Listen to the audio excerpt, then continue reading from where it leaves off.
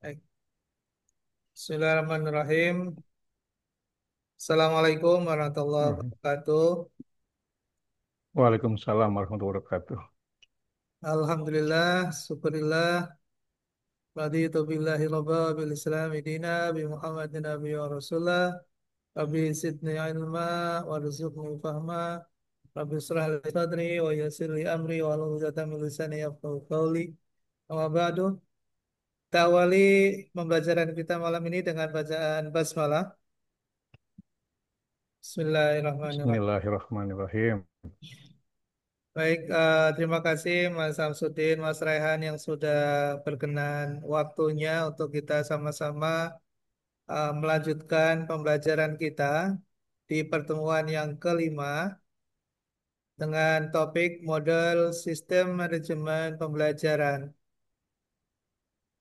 Kita sudah pada pertemuan yang kelima dan kita sudah mempelajari bersama tentang manajemen, tentang sistem, tentang pembelajaran. Kemudian pendekatan di dalam sistem pembelajaran, lalu kemudian kemarin kita sudah mempelajari tentang proses pembelajaran. Hari ini kita akan membahas tentang model sistem manajemen pembelajaran. Sebagaimana kita sudah pelajari pada pertemuan sebelumnya, kita sudah mengenal sistem manajemen dan pembelajaran.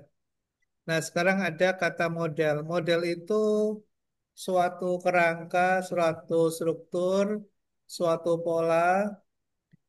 Namun dia bisa dipelajari, dia bisa diterapkan. Pola itu menjadi suatu acuan untuk menjalankan atau mengoperasionalisasikan suatu kegiatan atau program. Nah, konteks dalam sistem pembelajaran ini adalah merupakan kerangka konseptual yang mengintegrasikan komponen, proses, dan fungsi manajemen di dalam penyelenggaraan pembelajaran secara sistemik dan terstruktur. Nah, kita concern sekarang bagaimana membangun suatu model di mana nanti model ini bisa kita pelajari, bisa kita terapkan, dan bisa kita evaluasi untuk mengaplikasikan suatu sistem yang kita bangun di dalam proses pembelajaran. Nah, tentunya model ini akan memiliki banyak tantangan, di mana perlu ada keterujian, perlu ada suatu uji coba untuk mendapatkan suatu pola yang menjadi pattern atau menjadi atau proven yang teruji gitu melalui suatu proses evaluasi berkali-kali ya sehingga menjadi suatu acuan atau menjadi formulasi untuk diterapkan di dalam suatu organisasi. Nah, sambil kita kembali lagi mengingat bahwa di dalam manajemen itu ada perencanaan, pengorganisasian, pelaksanaan, dan pengawasan atau evaluasi. Nah, bagaimana manajemen ini ada di dalam suatu model di mana model ini dijalankan di dalam suatu struktur organ atau organisasi. Nah, organisasi ini bisa beroperasi atau menjalankan atau bagaimana dia mencapai tujuan yang sudah ditentukan dalam suatu pola atau skema tertentu yang sudah teruji tadi. Nah, di dalam struktur organisasi yang di dalamnya ada melibatkan sistem, di mana sistem itu ada input, ada proses, dan ada output. Ya, sambil kita mengingat kembali di dalam proses pembelajaran ada input yaitu peserta didik, guru, sarana prasarana, maupun infrastruktur yang ada di dalam lembaga yang bersangkutan. Lalu kemudian diproses atau melakukan suatu aktivitas secara bersama-sama, secara inklusif di dalam organisasi. Di dalamnya ada interaksi belajar dan mengajar. Lalu menghasilkan suatu output. Outputnya berupa hasil pembelajaran. Dan ada suatu feedback, ya, di mana di situ ada perbaikan yang dilakukan secara terus-menerus dalam konteks untuk menyempurnakan suatu model yang dibangun di dalam organisasi yang bersangkutan. Lalu ada integrasi yang adaptif ya, di mana di dalam proses untuk mendapatkan output yang diharapkan atau diinginkan tadi bisa dilalui, disupport oleh teknologi dan dalam rangka untuk memenuhi kebutuhan peserta didik dan bagaimana bisa beradaptasi atau menyesuaikan diri dengan perubahan di lingkungannya. Lalu bicara dalam konteks pencapaian output yang optimum atau berkualitas, butuh ada suatu orientasi mutu karena output yang baik adalah yang memiliki standar yang diakui kualitasnya oleh organisasi lain atau oleh lembaga yang bersangkutan, apakah sudah memenuhi standar atau belum dari proses yang dilakukannya. Nah, di sini tentunya kita bisa membangun model ini dengan mengintegrasikan seluruh input yang ada, kemudian proses yang kita bangun tentunya menggunakan suatu pendekatan yang kita sudah pelajari sebelumnya, apakah menggunakan pendekatan kognitif, konstruktivisme misalnya, atau kita akan menggunakan pendekatan uh, yang selama ini sudah pernah dijadikan sebagai uh, teori dasar ya di dalam proses pendidikan atau pembelajaran.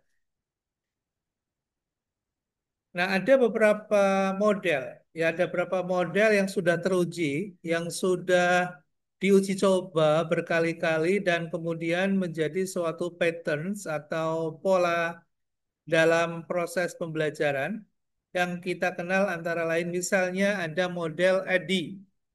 Ya, ada model ADDIE itu singkatan dari Analyze, Design, Develop, Implement, dan aduh, maaf, nggak ada kelihatannya. Evaluate, ya, EDI. Jadi ketika kita nanti misalnya membuat suatu artikel atau tulisan atau uh, bahkan mungkin untuk penelitian tesis kita, kita bisa ya menggunakan model-model ini untuk menjadi basic teori ya di dalam mengevaluasi atau di dalam membahas atau menganalisis uh, suatu kasus, ya apakah di suatu lembaga pendidikan sudah menggunakan suatu model tertentu yang kita ingin kaji. Ya, jadi menggunakan EDI boleh, menggunakan atau Dick and Carey itu penulis atau penemunya ya Dick and Carey. Di situ kegiatan yang dilakukan untuk mempelajari atau mengkaji suatu lembaga pendidikan melalui model atau proses identifikasi tujuan, analisis instruksional, pengembangan instrumen, implementasi, dan evaluasi. Sebetulnya hampir sama eh, tahapan-tahapan, namun ada yang membedakan dari sisi biasanya stressingnya, ya. Nah, stressingnya di mana? Kalau di dalam ED yang menjadi stressing adalah bicara tentang desainnya. Bagaimana mendesain model pendidikan yang uh, bisa efektif dan efisien. Lalu kalau Dick and Carey, dia stressing atau focusingnya itu pada menemukan kebutuhan akan pembelajaran dari peserta didik, lalu kemudian uh, bagaimana hubungan atau koneksitas antara antara kebutuhan, kemudian proses pembelajaran, dan hasilnya itu bisa kongruen, ya bisa tidak ada deviasi yang besar antara sasaran dengan hasil realisasi dengan rencananya tidak terjadi penyimpangan yang signifikan. Lalu kemudian model yang ketiga Azure. Azure itu singkatan juga. Analysis A-nya adalah analyze learners, kemudian S-nya adalah state objective, S yang keduanya select method, O-nya utilize media, R-nya require learner, kemudian E-nya adalah evaluate. Jadi, kalau kita lihat tahapan-tahapan kuncinya hampir sama ya. Jadi diawali dari analis, kemudian desain, ya desain. Jadi kalau di dalam istilah Dick and Carey, desain itu ada di pengembangan instrumen, ya. Lalu kalau dilihat di bawah, Azure itu lebih kepada bagaimana menselect metode ya, eh, memilih metode yang tepat ya di dalam proses pembelajaran. Nah, berikutnya kita coba lihat pendapat dari Joyce and Well dalam model sistem pembelajaran itu ada 5 unsur pokok, yaitu sintaks, sistem sosial, prinsip reaksi, sistem pendukung, efek institusional, dan efek pengiring. Eh, ya, Joyce and Well, dia memberikan suatu teori bagaimana dalam suatu sistem pembelajaran itu bisa terwujud atau bisa terbangun dengan baik dalam suatu model yang bisa diterapkan ya di dalam suatu lembaga pendidikan melalui proses 5 unsur ini tersedia ya di dalam organisasi yang bersangkutan. Jadi ada SOP-nya ya urutan langkah operasional pembelajaran. Di dalamnya ada SOP, ada kurikulum gitu ya. Lalu kemudian didukung oleh lingkungan sosialnya, bagaimana interaksi dan peran guru serta siswa menjadi kunci dalam keberhasilan suatu model itu. Lalu kemudian reaksi, bagaimana cara guru merespon dan memotivasi siswa. Lalu kemudian sumber daya, sarana dan prasarana pendukung di dalam lingkungan pendidikan yang bersangkutan. Dan terakhir adalah eh, melihat dampak ya dari proses pembelajaran itu sendiri. Ini menurut Joyce and Well dalam membangun model sistem pendidikan. Nah, tentunya untuk mendapatkan hasil yang maksimal, eh, kita sudah mempelajari tentang beberapa model ya. Kita mengenal ID tadi, Azure juga, kemudian ada Jackson Wells. Nah, kita menghadapi tantangan. Kita tetap menghadapi tantangan untuk bisa menghasilkan suatu output atau hasil yang maksimal, yaitu biasanya organisasi atau lembaga pendidikan itu ada keterbatasan sumber daya. Sumber daya di dalamnya ada manusia, ada material, ada sumber daya modalnya, ada sumber daya mesin, teknologi yang dimilikinya, itu terbatas. Dan juga keterbatasan peserta didik maupun tenaga pendidiknya.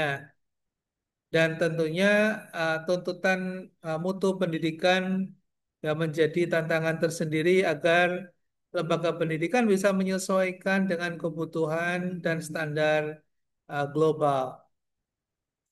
Lalu tantangan yang lain adalah bicara tentang inovasi ya, integrasi teknologi dalam proses pembelajaran menjadi keniscayaan seperti yang sekarang sedang kita lakukan.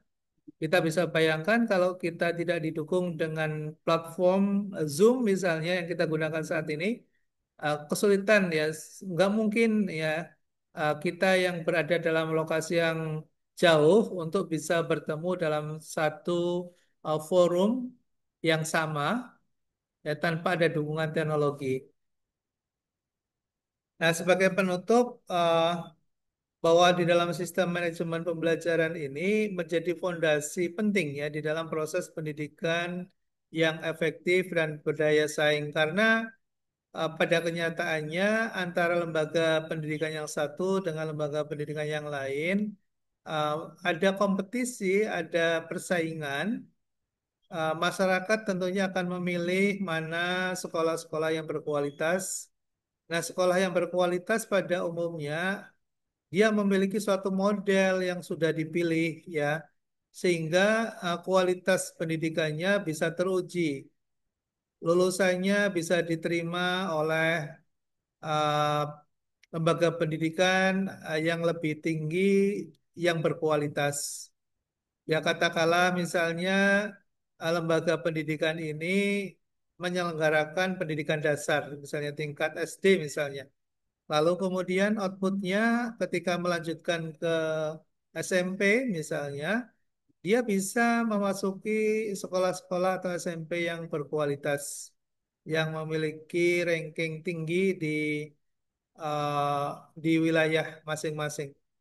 Nah, disinilah akan diuji apakah model pembelajaran yang dimiliki oleh lembaga atau pendidikan lembaga pendidikan yang bersangkutan berkualitas atau tidak.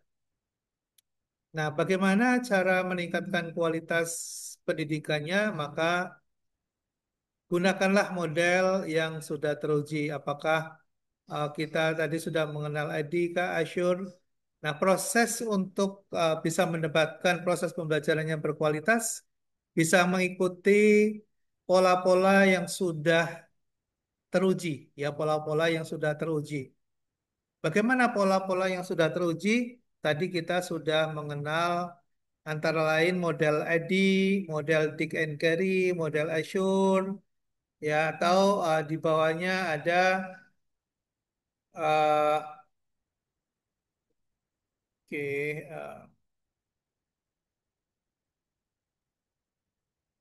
sorry, oke, udah habis ya. Oke, silakan kalau ada yang mau didiskusikan, Mas Rehan, Mbak Wahyu, Mas Adi, Mas Samsudin, Mbak Wahyu, ada yang mau ditanyakan? Prof, mau tanya, Prof. Ya, Ya, silakan. masalah tujuan sekolah ya eh, Ya. terhadap penilaian ya gitu ya. Mm-mm. Apakah dengan akreditasi itu bisa sebagai acuan bahwa sekolah itu unggul atau tidak, Prof? Iya, Ya, itu, Prof. iya, Mas Sam, terima kasih.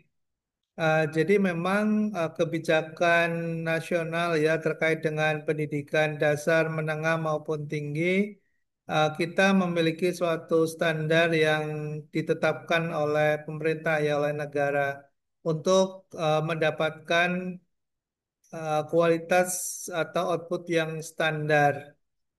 Nah, disinilah yang kemudian menjadi suatu tantangan. Pertanyaannya, apakah dengan akreditasi sebagai salah satu instrumen uji untuk mengetahui standar pendidikan dari setiap jenjang itu eh, bisa meningkatkan kualitas. Ya, tentunya kalau kita mengacu pada tujuan dari akreditasi itu sendiri, tentunya kita akan bisa mengatakan yes ya, karena akreditasi akan berdampak kepada tingkat kepercayaan masyarakat terhadap lembaga pendidikan yang bersangkutan, juga akan berdampak terhadap bantuan yang diberikan oleh pemerintah kepada lembaga pendidikan tersebut.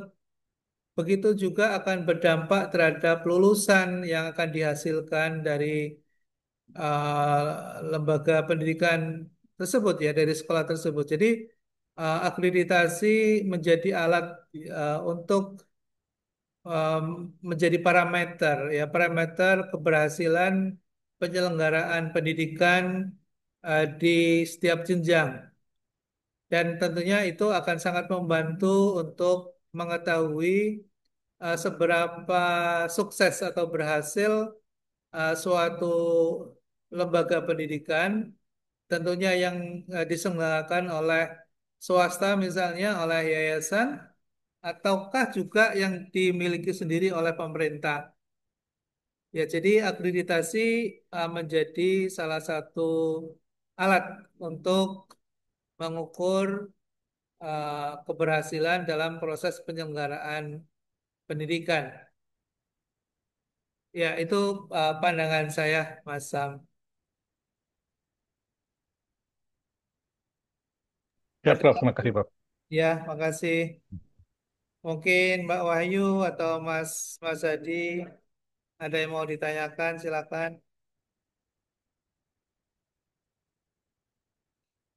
Mas Rehan, ada yang mau ditanyakan? Prof, izin. Ya, silakan. Prof, mungkin kalau di pendidikan tinggi gitu seperti kampus, biasanya sebelum ada akreditasi, itu kan akreditasi 4 tahun sekali. Ya, 4 tahun atau 5 tahun sekali begitu. Nah, biasanya kan ada Hmm. deteksi itu melalui minat mahasiswa terhadap jurusan tersebut atau lulusan yang mungkin bekerjanya di luar dari bidang studi. Itu kan salah satu deteksi awal dari keberhasilan suatu program studi di pendidikan tinggi. Kalau di sekolah itu biasanya deteksi awalnya pakai apa ya, Prof? Iya. Selain dari akreditasi itu tadi, Prof. Hmm. Ya, makasih Mbak Wahyu. Jadi akreditasi yang diselenggarakan oleh lembaga akreditasi, apakah itu dilakukan oleh pemerintah ataupun swasta, eh, memang memiliki periode waktu, eh, masa atau kegunaan dari pengakuan ya, rekognisi atas hasil atau capaian baik di dalam proses penyelenggaraan maupun hasil yang diperoleh atau yang bisa ditujukan atau performance-nya atau kinerjanya dalam periode tertentu ya, biasanya 3 tahun, 4 tahun gitu, sesuai dengan jenis lembaganya. Nah, pertanyaannya, apakah setiap periode yang lebih pendek dari itu, misalnya 1 tahun atau 2 tahun, atau bahkan lebih pendek lagi 1 semester, misalnya. Nah, tentunya di dalam di internal lembaga, terutama di pendidikan tinggi, itu ada lembaga penjamin mutu, ya. Nah, di dalam lembaga penjamin mutu itu eh, biasanya melakukan atau mengadakan evaluasi internal. Nah, evaluasi internal itu yang digunakan untuk um, memperbaiki ketika diperoleh suatu hasil atau hasil evaluasi ternyata tidak memenuhi KPI atau standar minimal. Nah, di situ ada uh, ada waktu untuk melakukan perbaikan-perbaikan gitu ya, sampai menuju pada masa akreditasi kembali. Jadi pertanyaannya, apakah di luar waktu untuk melakukan proses akreditasi itu di suatu lembaga juga bisa dilakukan evaluasi? Yes, bisa. Dan biasanya yang dilakukan adalah melalui proses asesmen internal. Itu Mbak Wahyu untuk menjamin bahwa proses dilaksanakan sesuai dengan sasaran, standar, dan KPI dari kinerja hasil kinerja yang diperoleh gitu. Nah, uh, di beberapa lembaga pendidikan tinggi, selain dia mendapatkan atau ingin mendapatkan pengakuan dari lembaga asesmen atau lembaga akreditasi lokal atau nasional, biasanya untuk meningkatkan grade-nya dia bisa saja ya menggunakan lembaga akreditasi internasional. Ya, misalnya menggunakan ISO atau menggunakan IKN misalnya, atau dia bekerja sama dengan asesor internasional untuk standar tertentu misalnya. Itu bisa.